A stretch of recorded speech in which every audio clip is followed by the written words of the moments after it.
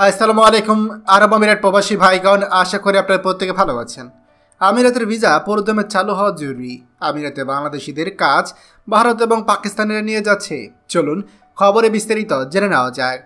সংযুক্ত আরব আমিরাতে আমাদের বাংলাদেশিদের একটা বড় ব্যবসা রয়েছে, আর এই ব্যবসা বাণিজ্য আপনার যারা পরিচালনা করছে বাংলাদেশিরা, তাদের ব্যবসা আল্লাহর রহমতে অনেকটাই ভালো চলছে।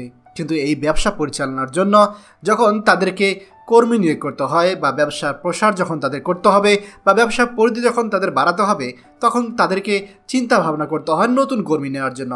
আর এই নতুন কর্মী নেওয়ার ক্ষেত্রেই যে বড় বিপদটা আমাদের এই প্রবাসীরা পড়তে যাচ্ছে বা পড়ছে, সেটা হচ্ছে তাদের কাছে কোনো বাংলাদেশি কর্মী থাকছে না। এখন আপনি বলতে পারেন যে ভাই, আপনি শুধু বাংলাদেশি কর্মী নিতে হবে কেন?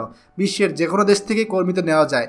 হ্যাঁ, বিশ্বের যে কোনো দেশ থেকে কর্মী নেওয়া যায়, কিন্তু বাংলাদেশি কর্মী নিলে যে কত সুযোগ সুবিধা, সেটা শুধুমাত্র আমাদের বাংলাদেশি প্রবাসী ব্যবসায়ীরাই জানে।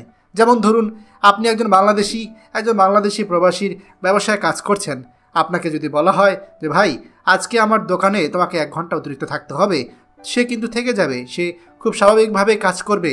কিন্তু আপনি যদি একজন ভারতীয় বা পাকিস্তানিকে আপনার দোকানে কাজ করান, আপনার ডিউটি শেষ হওয়ার পর এই লোক আপনার এখানে 5 মিনিট অতিরিক্ত সময় থাকবে না। তারা শুধুমাত্র কাজের ব্যাপারেই আপনাকে সহায়তা করবে, কাজের টাইম পার হয়ে গেলে কোনো রকম কোনো সহায়তা করবে না। এছাড়া আমাদের বাংলাদেশি প্রবাসী যারা ব্যবসায়ী রয়েছে, তারাও চেষ্টা করে যে দেশের লোকদেরকে কাজে বা কর্মসংস্থানের সুযোগ করে দিলে সেটা আমাদের জন্য ভালো। কারণ এই লোকটাকে আমার ভাই, আমার বাংলাদেশি, তাকে আমি একটা কাজের ব্যবস্থা করে দিলে সে দেশে টাকা পাঠাতে পারবে, দেশে রেমিটেন্স বাড়বে। এছাড়া আমাদের বাঙালি ভাই আত্মার সম্পর্ক, এই জন্য বাংলাদেশিরাও চায় একজন আরেক বাংলাদেশি বা তার আপন ভাই বা তার চাচা বা তার আত্মীয় বা তার পরিবারের সদস্যদেরকে নিয়ে আসার জন্য।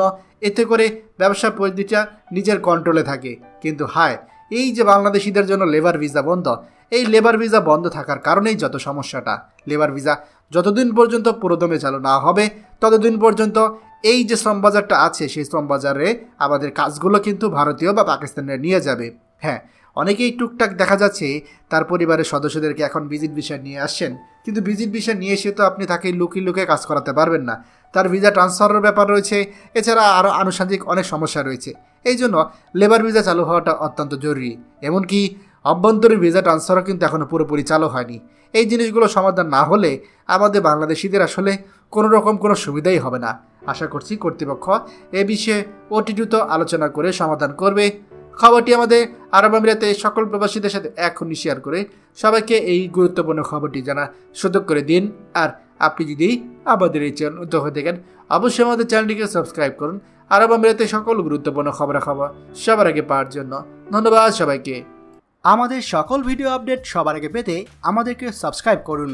সাবস্ক্রাইব করতে সাবস্ক্রাইব বাটনে ক্লিক করুন এবং বেল আইকনটি চাপুন, যাতে আমাদের কোনো লেটেস্ট ভিডিও আপনি মিস না করুন।